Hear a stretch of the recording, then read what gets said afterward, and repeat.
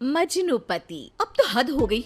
ठान कर बैठे हो क्या कि जिंदगी में सुधरना ही नहीं है? अरे बेबी, मैंने क्या किया? मैं तो बस उसकी मदद कर रहा था। उसने स्माइल किया, उसे बोलो ना। यार पत्नी हो मेरी, इतना भरोसा तो करो अपने पति पर। I love you baby. पति पर भरोसा है लेकिन उसके अंदर के मजनू पर नहीं है। अब इतने क्यूट पति को तुम्हें संभाल कर तो रखना ही पड़ेगा ना। मेरा क्या कसूर बेबी?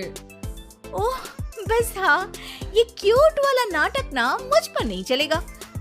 और जो भी क्यूटनेस है, प्यार है, वो सिर्फ मेरे लिए है।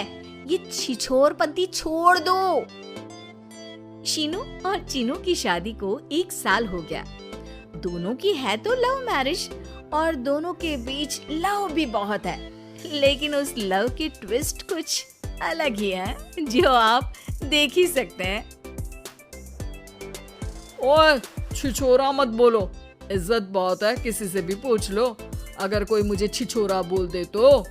हाँ बस सब जानती हूँ मैं।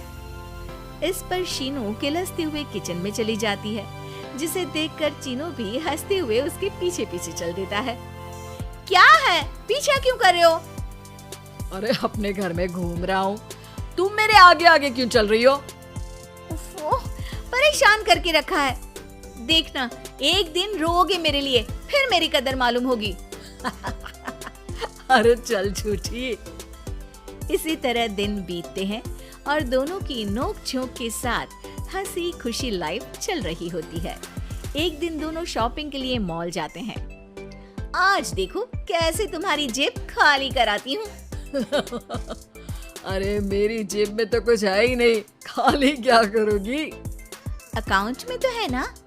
अरे ठीक है, जा शीनू जा, जी ले अपनी जिंदगी। मैं वॉशरूम होकर आता हूँ। चीनू वहाँ से चला जाता है और शीनू ज्वेलरी शॉप में जाती है, लेकिन वहाँ कोई भी उसकी बात तक सुनने को तैयार नहीं होता। अरे यार, मैं भी कस्टमर हूँ, मुझ पर कोई ध्यान क्यों नहीं दे रहा? इतने में चीनू भी वहाँ आ जाता है। करा लिया अकाउंट खाली? कहाँ? देखो ना, कोई मेरी बात तक नहीं सुन रहा, सब बिजी हैं। ऐसा क्या? Excuse me, can you please? Chinu के इतना बोलते ही अटेंडेंट तुरंत उसके पास आ जाती है, जिसे देखकर शीनू हैरान रह जाती है। हैरान तो ऐसे हो रही हो जैसे अपने पति को जानती ही नहीं।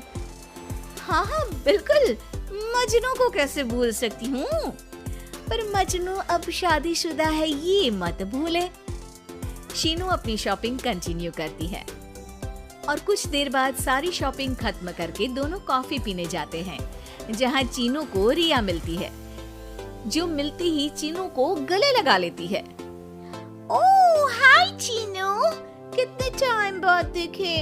आज भी बिल्कुल वैसे ही क्यूट हो, जिसे देखते ही दिल फिसल जाए।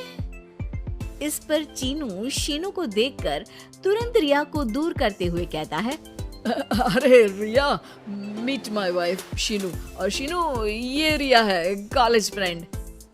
अच्छा, शादी कर ली? ओके, मैं चलती हूँ, बाय। कॉलेज के मजनू, सब जानती हूँ कौन सी फ्रेंड है। वैसे वो मजनू वाली हरकतें आज तक बंद नहीं हुई ना।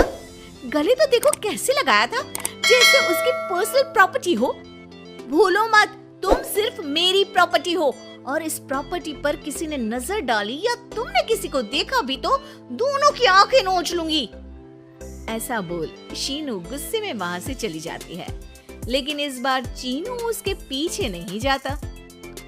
अरे बिना कुछ करे सुना गई, अपने आप आएगी वापस। चीनू शीनू का इंतजार करते हुए वहीं बैठ जाता है। इसी तरह कुछ घंटे बीत जाते हैं, लेकिन ना शीनू वापस आती है और ना ही उसका फोन आता है, जिस पर चीनू घर पहुंच जाता है, पर शीनू वहाँ भी नहीं होती। ये सब देख वो बहुत परेशान हो जाता है। अरे ये कहाँ गई? इतनी देर हो गई, अभी तक तो उसे वापस आ जाना चाहिए था। चीनू सभी रिश्तेदारों और दोस्तों को कॉल करना शुरू करता है, पर कहीं से भी शीनू का कुछ पता नहीं चलता। कहीं गुस्से में इधर उधर तो नहीं निकल गई? अरे पर जाएगी कहाँ? पूरा दिन बीत जाता है, लेकिन शीनू की कोई खबर ना मिलने पर अब चीनू उसे ढूंढने बाहर निकलता है। अरे कहीं उसे कुछ हो तो नहीं गया? नहीं नहीं, मेरी शीनू को कुछ नहीं हो सकता।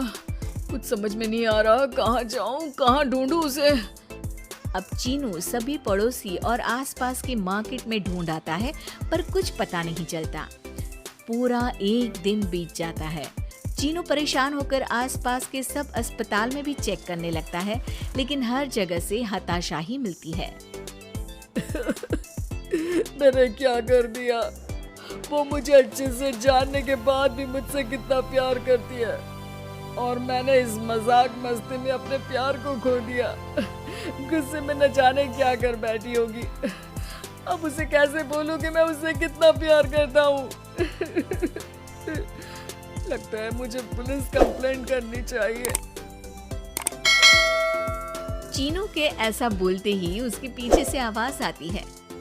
कहा था ना, एक दिन मेरे लिए रोओगे तुम मजनू जी। पता चल गई ना पत्नी की कदर। शीनू को देखते ही चीनू तुरंत उसे गले लगा लेता है। कहाँ थी तुम? पता भी है मेरा हाल क्या हो गया? अगर मुझे टेंशन में कुछ हो जाता तो? वैसे तुम थी कहाँ? चल झूठे, तुम्हें कुछ नहीं होता। वैसे मैं रिया के घर थी। आखिर तुम्हें सबक जो सिखाना था, इसीलिए उसे अपने प्लान में शामिल किया, और आगे का हाल तो तुम जानते ही हो। तुम पागल हो, बिल्कुल पागल। ऐसा कौन करता है? जान निकाल दी। दोबारा कभी भूल कर भी ऐसा करने की सोचना भी मत, नहीं तो मैं क्या करूंगा मुझे भी नहीं पता।